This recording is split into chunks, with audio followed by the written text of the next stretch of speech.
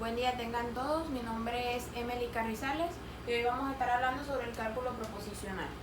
Este también es llamado lógica proposicional y estudia las operaciones y deducciones proposicionales. Esta es la más antigua y simple de las formas de lógica y permite representar y manipular las aserciones sobre el mundo que nos rodea a través del razonamiento. Primeramente, evalúa las sentencias simples y luego las sentencias complejas, formadas mediante el uso de conectivos proposicionales. Ahora vamos a identificar qué es una proposición. Una proposición es una frase declarativa o de juicio que permite darle un valor verdadero, ya sea cierto o falso.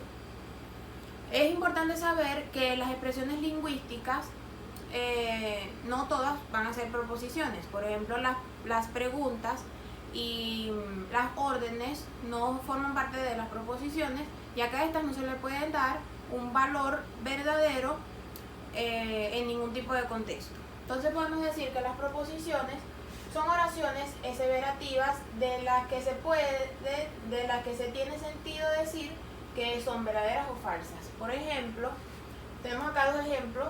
A. Dolly fue la primera abeja clonada. B. El átomo es una molécula. Estos son ejemplos de proposición, ya que tiene lógica y tiene sentido decir que la opción A es verdadera y que la opción B es falsa. Las proposiciones son representadas a través de fórmulas matemáticas, por eso es necesario la simbolización. La simbolización en la proposición se divide en tres sistemas. El primero de estos es Scholz, el segundo Peano-Russell y el tercero Lukasiewicz. Los dos primeros se pueden caracterizar por ser operadores, por ser operadores diádicos que se escriben entre las variables que enlazan, pero la negación va adelante. B. Los operadores son signos especiales. C. Puntos auxiliares o símbolos de agrupación para determinar la jerarquía de los operadores. Y en el último sistema se caracteriza como operadores, los operadores se escriben delante de las variables que conectan. B. La letra mayúscula, los operadores son letras mayúsculas del alfabeto castellano. Y C. No se usan símbolos. Y el operador de mayor jerarquía va a la cabeza. Ahora vamos a hablar de los tipos de proposiciones moleculares. En primer lugar tenemos las proposiciones conjuntivas. Esta lleva la conjuntiva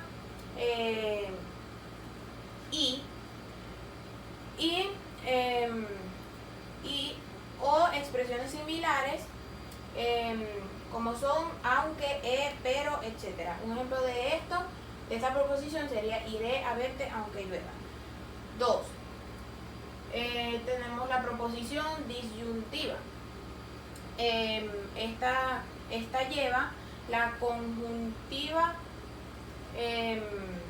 o y más similares como u y o, ya, entre otros.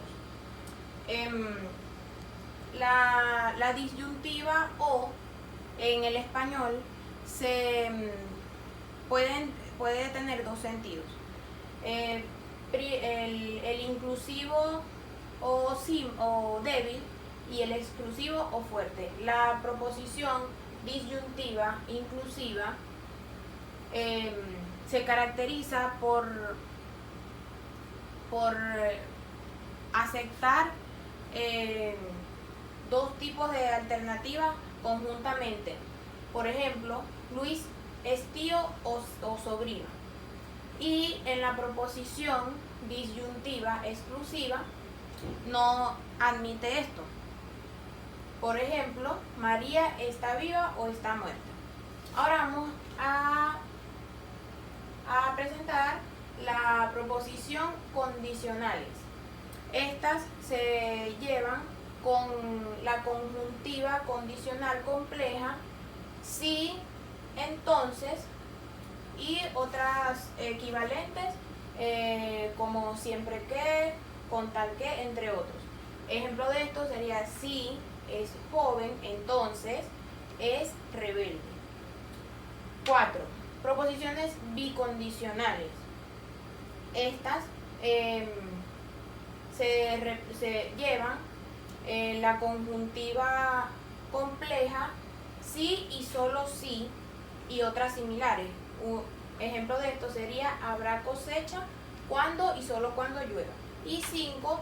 Las proposiciones negativas, que estas llevan el adverbio de negación no y otros equivalentes a estas como nunca, jamás, tampoco, entre otros. Ejemplo de esto: jamás he visto al vecino. Ahora vamos a hablar sobre las proposiciones tautológicas. Estas proposiciones, las fórmulas que las representan son verdaderas para todos los valores posibles de las variables proposicionales. Las proposiciones contradictorias, la fórmula de estas es falsa también para todos los valores posibles de sus variables proposicionales. Y las proposiciones de contingencia, también la fórmula es verdadera o falsa, depende del valor verdadero que se le da de sus variables proposicionales. Ahora vamos a hablar sobre la validez del razonamiento. La validez de un argumento concreto no se basta solo saber la validez del esquema del argumento, y esto se puede lograr a través de medios semánticos o sintácticos. La validez de argumento no tiene que ver solo con que el argumento sea cierto o no, sino que tiene que ver con que la conclusión y las premisas estén relacionadas. Entonces sí podemos decir que la validez de los argumentos se validan porque la conclusión sea lógicamente relacionada con las premisas. Muchas gracias.